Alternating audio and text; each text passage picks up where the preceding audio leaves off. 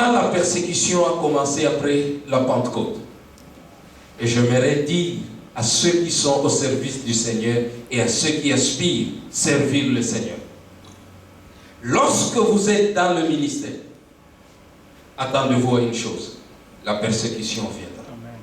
Où vous allez vous dire, je suis prêt à abandonner le Seigneur.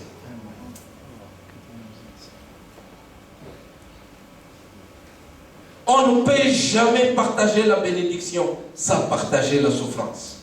Moïse a dit au peuple d'Israël, il vous montre la malédiction, il vous montre aussi la bénédiction. Dieu a dit dans le jardin d'Éden, je vous montre le bien, je vous montre le mal, je vous conseille de choisir le bien.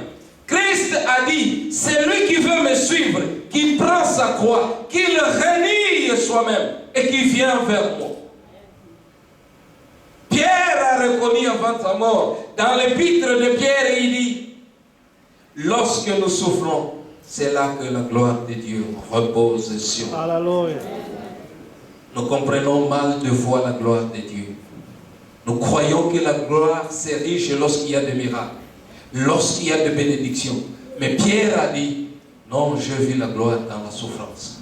Et Paul dit, je suis dans la joie de partager cette souffrance ensemble avec Christ. Est-ce que nous sommes prêts à partager la souffrance avec Christ?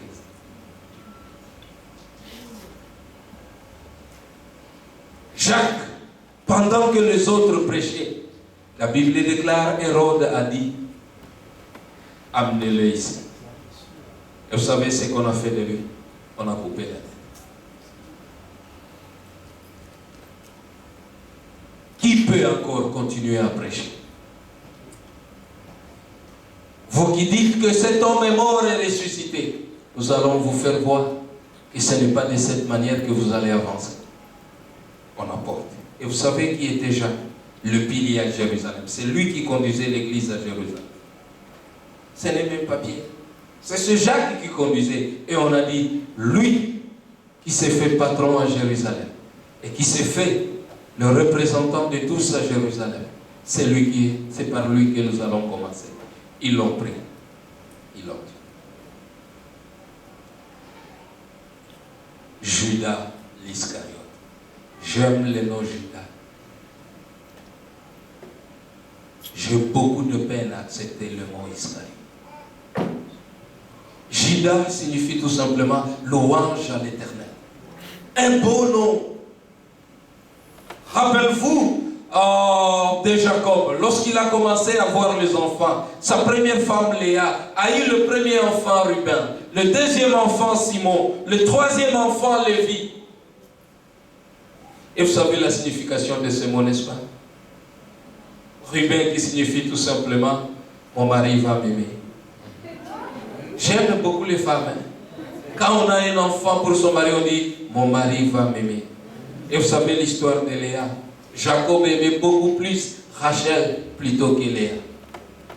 Je ne parle pas de Léa du frère Nicolas Denis. La sœur Léa est aimée par le frère Nicolas Denis. Je parle de Léa de Jacob. Amen. Amen.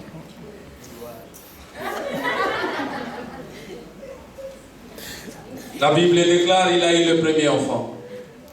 Le deuxième enfant, il l'a nommé surnommé. Il dit, cette fois-ci, si la première fois il avait des doutes, ça ce n'est pas une fille.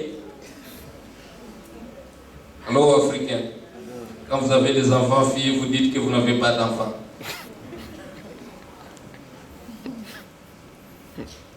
Un autre garçon, Simon. Le mari ne l'a pas aimé comme elle voulait. Le troisième enfant, il va le nommer Lévi.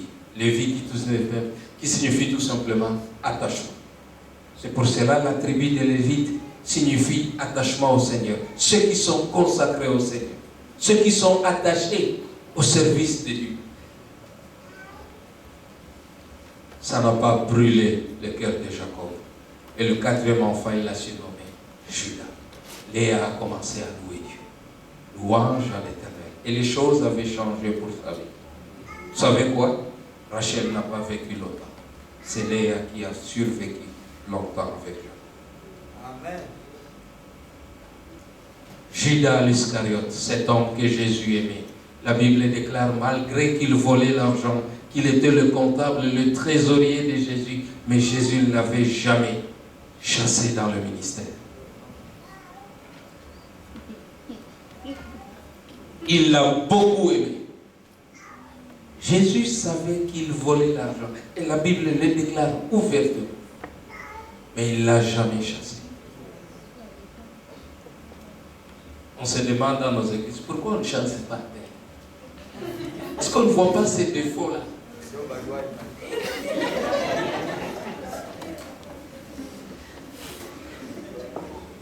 Dieu nous aime de la même façon. Il ne nous traite pas comme les hommes nous traitent. Il y a une chose que je termine en disant. Si vous savez que vous avez été appelé à Dieu au ministère, peu importe ce que les gens disent de vous. Laissez que les gens vous condamnent. Travaillez, servez l'Éternel. C'est lui qui vous a appelé au ministère.